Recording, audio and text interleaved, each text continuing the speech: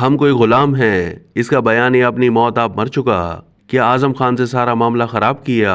عدالت کے ہر سوال کے جواب میں مجھے نہیں معلوم، اس سے قانون کو ختم نہیں کیا جا سکتا۔ عدالتی فیصلے اور حقائق۔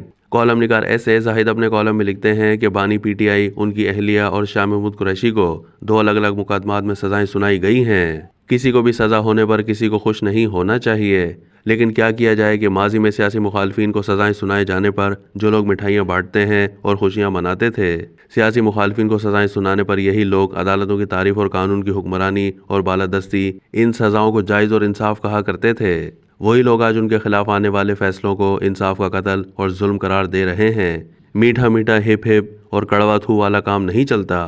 جن عدالتوں سے ان لوگوں کو سزائیں ہوئیں، پوری قوم کے سامنے ان عدالتوں نے ان کو ہر پیشی پر پورا موقع دیا کہ وہ اپنے دفاع میں جو کچھ پیش کرنا چاہیں پیش کریں، لیکن اس کے بجائے وہ ہمیشہ ان کیسز سے بھاگنے کے لیے مختلف حربے استعمال کرتے تھے۔ کبھی وکلا کو تبدیل کیا جاتا تھا، کبھی وکلا پیش نہیں ہوتے تھے، کبھی حکم امتناعی، کبھی وکلا کی تیاری نہ ہونے کے نام پر اگلی تاریخ، الغرض کبھی کچھ۔ کیا اس طرح کرنا ان کے مفاد میں تھا؟ وقت نے ثابت کیا کہ تاخیری حربوں سے کیس کو طویل کیا جا سکتا ہے، لیکن فیصلہ ہمیشہ قانون کے مطابق آخرکار ہوتا ہی ہے۔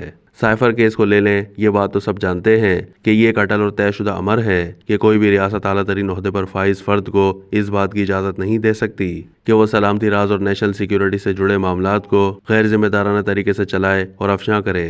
یہ جانتے ہوئے اور اس کا حلف اٹھانے کے باوجود بانی پی ٹی آئی نے بحیثیت وزیر اعظم ایک انتہائی اہم سفارتی سائفر یعنی مراسلے کو سیاسی مقاصد کی خاطر جلسے میں سرعام لہرایا۔ صرف یہی نہیں بلکہ اس سے متعلق غلط بیانی کرتے ہوئے عوام کو گمراہ اور مشتعل کرنے کی کوشش کی۔ اس سائفر کی بنیاد پر ہم کوئی غلام ہیں، اس کا بیانیہ بنایا۔ اس کی جماعت کے بعض لوگوں نے تو اپنی گاڑیوں پر یہی بیانیہ تحریر کروایا تھا۔ اس اقدام اور بیانیے کا مقصد پاک امریکہ تعلقات کو خراب کرنا تھا۔ بانی پی ٹی آئی جانتے تھے کہ ان کا یہ اقدام ان کے حلف سے یکسر روح گردانی اور آئین و قانون کے مطابق سنگین جرم ہے۔ اس کیس میں تمام قانونی تقاضوں کو پورا کرتے ہوئے چلایا گیا۔ اس میں اس وقت کی اہم ریاستی شخصیات اس معاملے میں بطور گواہ پیش ہوئیں اور عدالت کے سامنے وہی بیانات دیے جو اس وقت جو کچھ ہوا تھا۔ اس کیس کے ملزمان کو اپنے دفاع کا پورا حق ان کے وکلا کے ذریعے دیا گیا جو قانونی تقاضا تھا۔ آخری پیشیوں پر تاخیری حربہ ملزمان کے لیے بہت نقصان دہ تھا، جبکہ عدالت میں ملزمان کا انتہائی ناجائز رویہ بھی قوم نے دیکھا۔ اس کیس میں اہم ترین گواہ اس وقت کے وزیر اعظم کے پرسنل سیکرٹری اعظم خان نے اپنے بیان میں اقرار کیا کہ اس نے سائفر وزیر اعظم کو دیا، لیکن وہ انہیں واپس نہیں دیا گیا۔ دوسرے اہم گواہ سفیر اسد مجید نے اپنے تحریری بیان میں کہا کہ سائفر میں نہ کوئی دھمکی تھی، نہ ہی اس وقت کی حکومت کے خلاف کوئی سازش تھی۔ تقریباً اسی طرح کا بیان تیسرے اہم ترین گواہ اس وقت کے سیکرٹری خارجہ سہیل محمود نے بھی تحریری طور پر دیا۔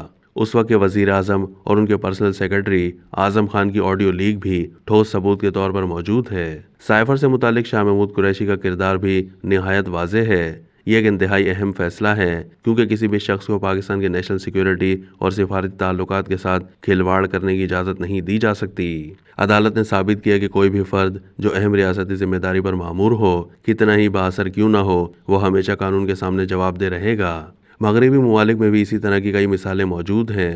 مثال کے طور پر 1971 میں Pentagon papers case, Watergate scandal, 1998 تا 1999 میں امریکی صدر بل کلنٹن کا مواخذہ وغیرہ وغیرہ۔ کالم کی تنگی دامہ کی وجہ سے ان کیسز کی تفصیلات تحریر نہیں کی جا سکتی۔ اس کیس اور فیصلے میں یہ سمجھنا بہت ضروری ہے کہ یہ ایک سائفر کا کیس اور اس سے متعلق فیصلہ نہیں، بلکہ دراصل اس کیس میں سزا ایک خفیہ سرکاری دستاویز کو عام کرنے اور پھر اس کو گم کرنے پر دی گئی ہے، جو آئین، حلف اور قانون کی ساری خلاف ورزی تھی۔ جہاں تک توشہ خانہ کیس کا تعلق ہے تو اس میں بھی ملزمان کو دفاع کا پورا موقع دیا گیا، لیکن وہ اپنے دفاع اور صفائی میں کچھ بھی پیش نہیں کر سکے، بلکہ لید و لال سے کام لیتے رہے۔ جبکہ استغاثہ نے تمام ثبوت اور تحریری بیانات عدالت میں پیش کر کے اپنے کیس کو مضبوط کیے رکھا۔ توشہ خانہ کیس میں نہایت بیش قیمت گھڑی کی فروخت سے دنیا بھر میں پاکستان کی جگ ہنسائی ہوئی۔ یہ صرف تحفے میں دی گئی ایک نادر و نایاب گھڑی کی فروخت کا معاملہ نہیں تھا، بلکہ یہ ملکی عزت و وقار کو سر بازار داؤ پر لگانے کا معاملہ تھا۔ اربوں روپے کی گھڑی اور دیگر سامان چوری کا کپڑا اور ڈانگوں کی گز کی طرح بازار میں فروخت کیا گیا۔ کیا اس معاملے کو قانون پس پشت ڈال کر نظر انداز کیا جاتا؟ یہ تو ممکن ہی نہیں تھا۔